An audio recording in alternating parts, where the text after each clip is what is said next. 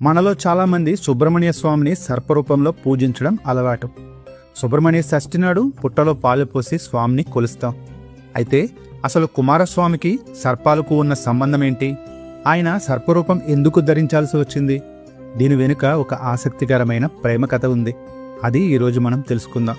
పురాణాల ప్రకారం కుమారస్వామి భార్య అయిన శ్రీ వల్లీదేవి సాక్షాత్తు ఆ నాగేంద్రుడైన ఆదిశేషుని మనవరాలు.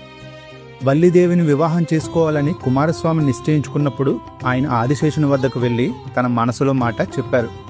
అప్పుడు ఆదిశేషుడు ఒక షరతు విధించారు. స్వామి, మీరు నా మనవరాలను పెళ్లి చేసుకోవాలంటే మా బోయవారి వేషధారణను మీరు ధరించాలి అని అంటారు. వల్లీదేవి మీద ఉన్న ప్రేమతో స్వామివారు అందుకు అంగీకరిస్తారు. అయితే అసలు ఘట్టం ఇక్కడే ఉంది. తాతగారైన ఆదిశేషుడు ఒప్పుకున్నాక వల్లీదేవి స్వామివారికి మరొక షరతు పెట్టిందట.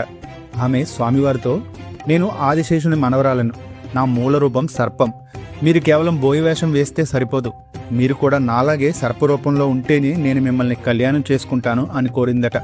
భక్త సులభుడు ప్రేమికుడైన కుమారస్వామి వల్లీదేవి కోరిక మేరకు సర్పరూపాన్ని ధరించడానికి అంగీకరించారు. అలా వల్లీదేవి కోసం స్వామివారి సర్పరూపాన్ని స్వీకరించారు. అందుకే సుబ్రహ్మణ్య స్వామికి సర్పాలకు అవినావభావ సంబంధం ఏర్పడింది.